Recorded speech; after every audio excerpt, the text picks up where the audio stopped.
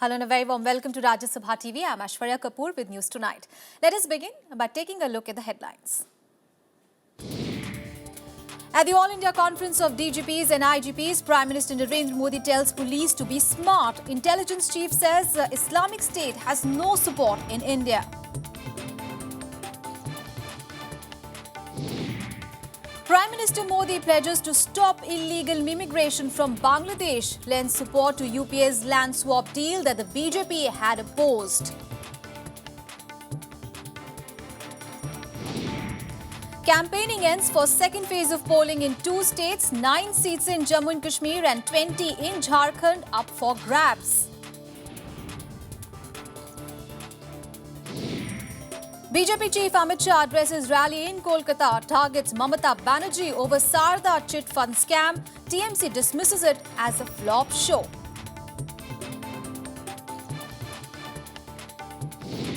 And protests break out in Egypt after the acquittal of former President Hosni Mubarak. 2 people killed in clashes with police at Tahrir Square.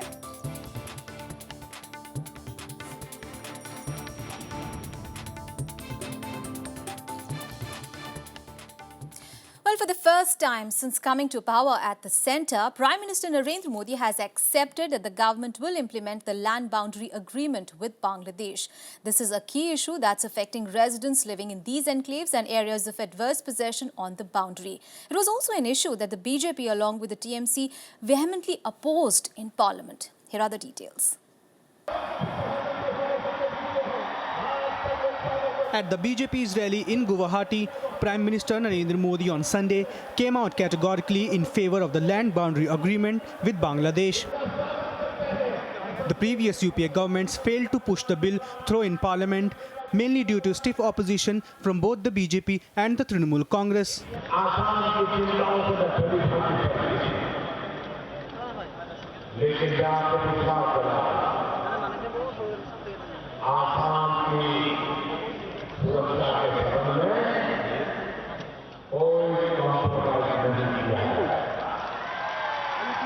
Former Prime Minister Manmohan Singh and Bangladesh Prime Minister Sheikh Hasina signed the 2011 protocol of implementing the land boundary agreement.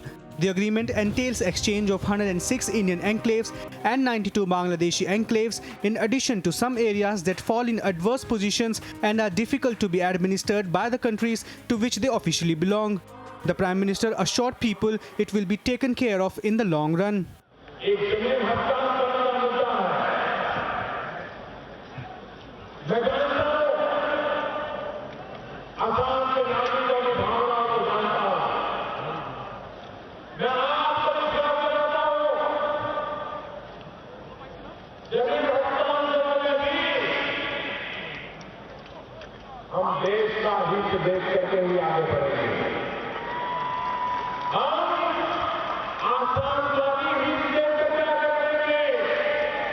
Once the agreement is implemented, it will open a host of cooperation initiatives between both the countries. The agreement includes areas in Assam, West Bengal, Meghalaya and Tripura. Its implementation will need passing of the Constitution 119th Amendment Bill 2013. Akhilesh Suman's report for Rajya Sabha TV.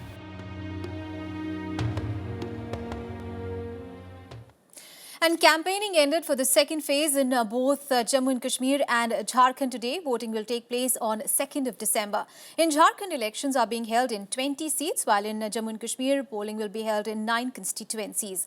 90 candidates are in the fray, including some high-profile candidates. BJP's Mukhtar Abbas Naqvi addressed an election poll rally in Kulgam district. Separatist-turned-mainstream politician Sajid Lone and the lone woman minister Sakina Ittu are also contesting in this phase. Lone is contesting from Handwara constituency in North Kashmir's Kupwara district. The contest is crucial for 3 sitting MLAs, including the CPIM face in Jammu and Kashmir, Mohammad Yusuf Atarigami. Atarigami is seeking a 4th term in a row during Tuesday's polling.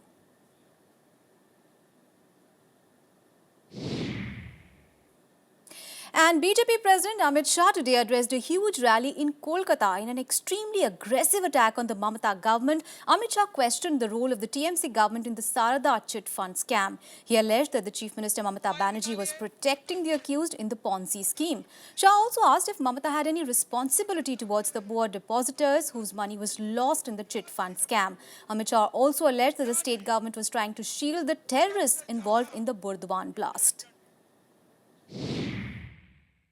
Trinamool के सांसद कभी संसद के अंदर काली साल ओढ़कर जाते हैं, कभी काला छाता लेकर जाते हैं और वो ब्लैक मनी के विरोध में प्रदर्शन करते हैं। मैं पूछना चाहता हूं दीदी को कि दीदी आप सांसदों को तो भेज रही है ब्लैक मनी के विरोध में, मगर शारदा चिट फंड में जो पैसा गया है वो ब्लैक है या व्हाइट है? शारदा चिट फंड के दोषियों को क्यों बचा रही है? And reacting to Amit Shah's speech, the ruling Trinamool Congress said that it did not want to attach much importance to BJP chief's rally.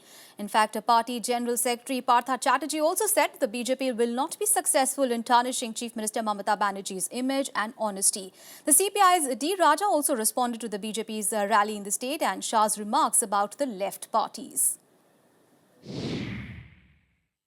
It is ironic that Mr. Amit Shah speaks about uprooting corruption in the state of West Bengal.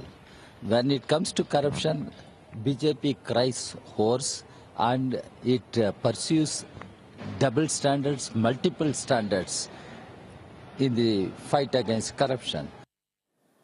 And in the other big story of the day, Prime Minister Narendra Modi today addressed the 49th All India Conference of DGPs and IGPs in Guwahati on the last day of the two-day conference. In fact, giving a new acronym on the occasion, Modi spoke of the need for smart policing that is in tune with the needs of today's age. Here is a report. The Prime Minister on Sunday making a pitch for what he called smart policing. Smart police. S for strict and sensible, M for modern and mobility wali, A for alert and accountable, R for reliable and responsive, T for techno-savvy and trained. To an audience that included Home Minister Rajnath Singh and police officers from across the country, Modi spoke of the need to strengthen the intelligence network. जिस व्यवस्था के पास उत्तम प्रकार की गुप्तचर व्यवस्था होती है, उस व्यवस्था को कभी भी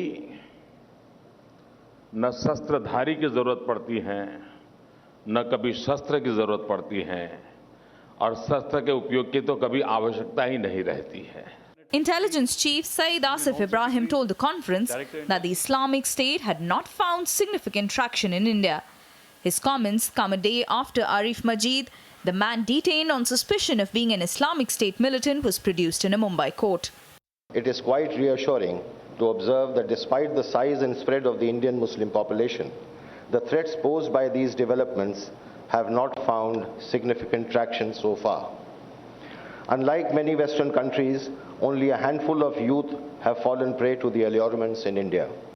The Prime Minister said the negative image that people had of the police force needs to be changed. He spoke of the measures implemented while he was the Chief Minister of Gujarat. क्या police थाने की अपनी website हो और हर हफ्ता एक सच्ची and 100% सच्ची होनी चाहिए पॉजिटिव स्टोरी हम ऑनलाइन रखें. आप फिर उसको कभी देखिए, आपको ध्यान आएगा कितनी लाखों सकारात्मक चीजें पुलिस के माध्यम से हो रही है जो समाज का विश्वास पैदा कर सकती है. Former police officers say that Modi's ideas, if implemented, could give the country a completely different police force. इस तरह से उन्होंने स्मार्ट की एक नई परिभाषा दी है और स्मार्ट में जिन गुणों का उन्होंने समावेश किया है उससे तो लगभग अगर वो सारी बातें हो जाए तो निश्चित ही पुलिस की कायाकल्प हो जाएगी और पुलिस का एक नया स्वरूप हमें देखने को मिलेगा. In a departure from the past, the government organized 49th edition of the DGP's conference outside New Delhi for the first time. Bureau Report, Rajya Sabha TV. Pakistani Rangers today opened fire on Indian border posts in the Sabha sector in Jammu and Kashmir. The violations came after the Pakistani Rangers objected to the ongoing construction work by the Border Security Force on the Indian side. The BSF retaliated to the firing, but no casualties were reported. The Pakistani Rangers fired around 25 rounds of small arms. The incident comes on the heels of ceasefire violation on 28th of November along the international border in the Arnya district. And ahead of the RBI's monetary policy announcement on the 2nd of December, both government and industry are stepping up the pressure for a rate cut. With both consumer and wholesale price indices adding to the pressure, the question is a rate cut imminent or is it too early to expect one? Well, we explore this in our Sunday special report.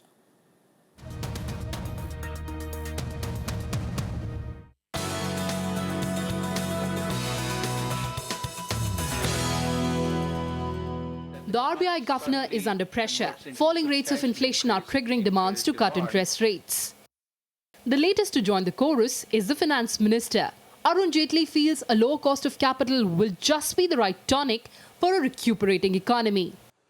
Based on the monthly wholesale price index, the annual rate of inflation stood at 1.8% in October, compared to 2.4% for the previous month and 7.2% in the corresponding month the previous year.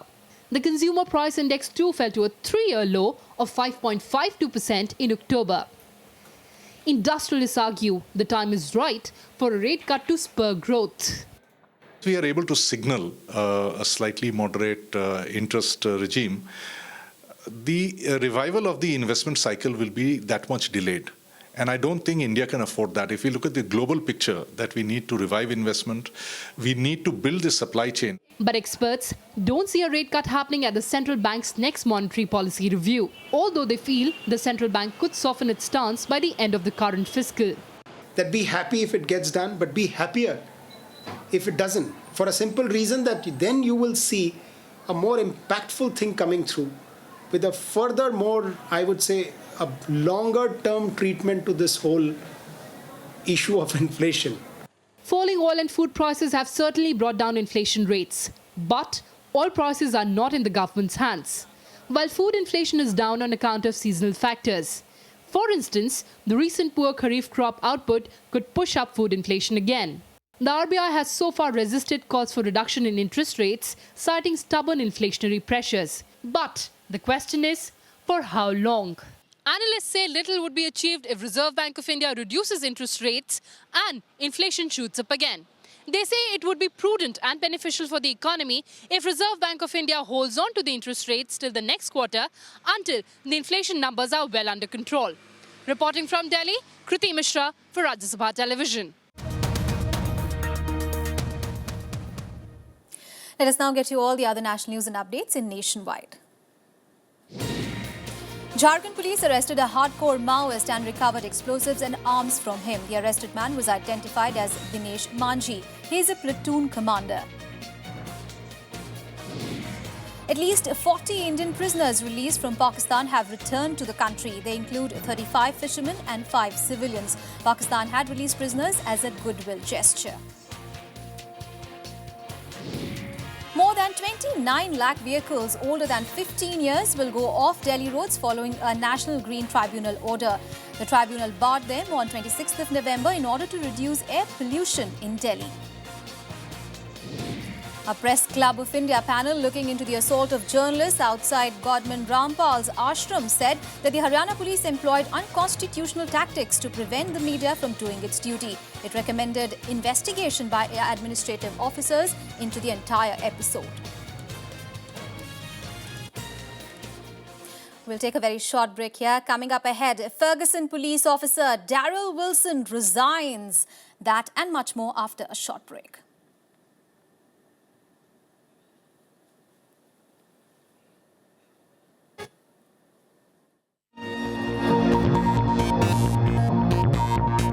Welcome back after the break. Moving on to the big international story. Well, the police officer who shot dead a black unarmed teenager in Missouri in Ferguson on 9th of August that led to widespread protests across the United States has finally put in his papers. 28-year-old Darren Wilson stepped down after the police department received threats of violence if he stayed on as an employee. Wilson said that he hoped his resignation would allow the community to heal.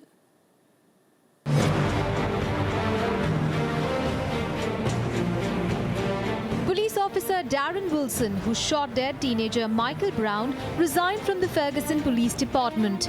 The resignation comes nearly 4 months after the fatal confrontation that led to protests across the United States.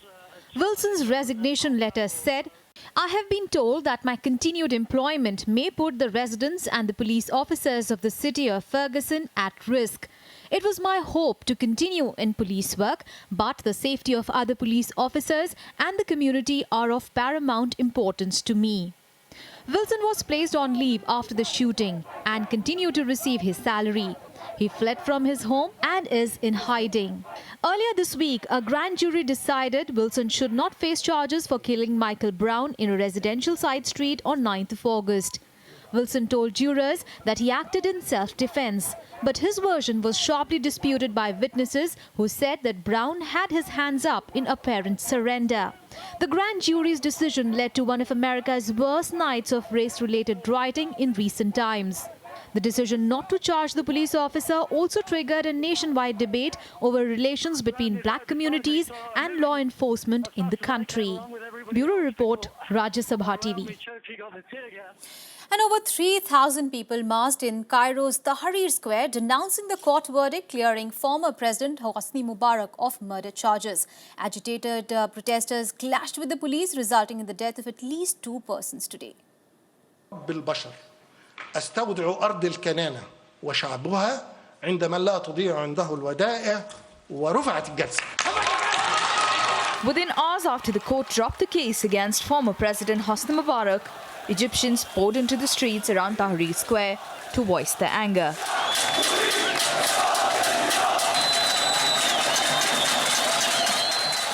Police shut down the square to prevent protesters from entering. They used tear gas and water cannons on about 3,000 protesters. The clashes led to the death of at least 2 people, while a few others sustained injuries.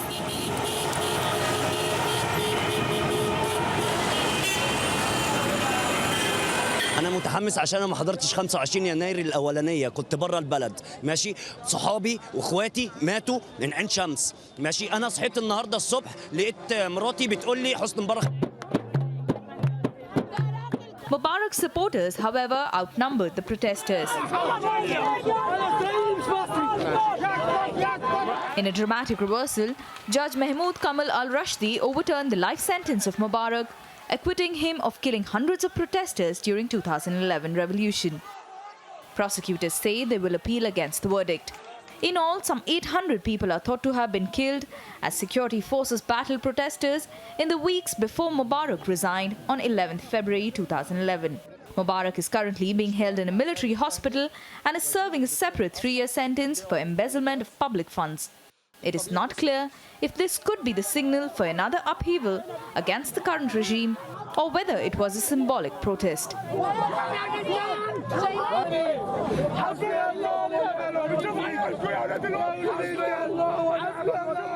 Bureau Report, Rajya Sabha TV. And in a major blow to Bangladesh's main opposition leader and former Prime Minister Khaleda Zia, the Supreme Court rejected an appeal challenging her indictment in a graft case. The decision clears the way for her trial that could see her in jail for life if found guilty. The bench dismissed her appeal against the trial under the graft charges involving a charity named after former President Ziaur Rahman. Zia is charged with embezzling the money by forming a fake trust. Zia is calling the charges politically motivated and says that they are aimed at destroying her party, the Bangladesh Nationalist Party. And news from Syria, where fighting intensified in the border town of Kobani, where Kurdish forces are holding Islamic State at bay since the month of September. Islamic State militants launched at least 4 suicide attacks in which at least 25 people were killed. The first of the attacks was near the Turkish border crossing, indicating that the Syrian border town is now totally surrounded. 2 US-led airstrikes were also carried out against IS positions in the east of Kobani. The battle for Kobani has left hundreds of people dead and forced more than 2 lakh people to flee into Turkey. And here is all the other international news and updates in our special segment, Global Buzz. Leaders of 2 major branches of Christianity signed a joint declaration in Istanbul on Sunday calling on Muslims and Christians to unite for peace. Pope Francis and the Orthodox Patriarch Bartholomew I, spiritual head of the world's 300 million Orthodox Christians, signed the document during the 3-day visit of the Pope to Turkey. The Pope used the trip to reach out to Muslims to oppose conflicts in neighboring Syria and Iraq. Swiss voters on Sunday cast their ballots to decide various agenda, including forcing the central bank to boost its gold reserves and imposing radical limits on immigration. Switzerland's system of direct democracy gives citizens the right to force popular votes if they can gather enough signatures of support. The number of confirmed, probable and suspected cases of Ebola has surpassed 16,000 according to the World Health Organization. 7,000 people have died so far from those cases. The WHO said that Guinea, Liberia and Sierra Leone are among the countries where the vast majority of the cases have occurred. Liberia is the hardest hit with 7,244 confirmed and potential cases and 4,181 deaths. All right, we'll take another very short break here. Coming up ahead, PV Sindhu defends Macau Open title, defeats South Korea's Kim Hyo-min. That and much more after a short break.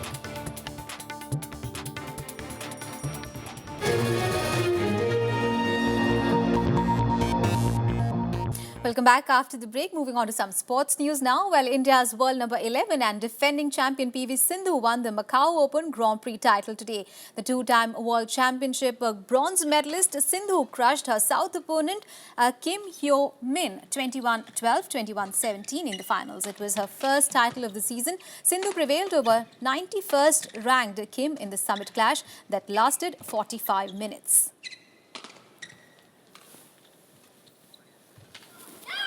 Good play, nice touch by Sindhu. That cross court was neat. And for more sports news and updates, here is the Sports Beat. The Indian cricket team trained at the nets on Adelaide Oval on Sunday. The first test has been postponed after the death of Australian cricketer Philip Hughes. Indian team coach Duncan Fletcher offered his condolences. Now Hughes will be buried in his hometown on Wednesday.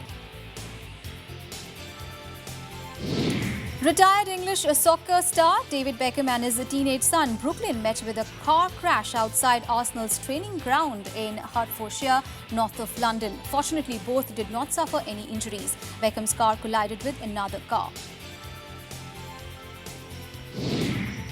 Bayern Munich scrapped past Hertha Berlin 1-0 after an Arjen Robben goal to stretch their lead to 10 points and equal a Bundesliga record for goals conceded after 13 games. The champions never hit top form but hardly needed to win against their opponents who rarely ventured out of their half. Real Madrid scored a 2-1 victory over Malaga to set a new club record of 16 wins in a row. Karim Benzema put Real Madrid ahead on 18 minutes, converting Cristiano Ronaldo's cross from a very close range. Carlos Kameni kept Madrid at bay in the second half with a string of impressive stops.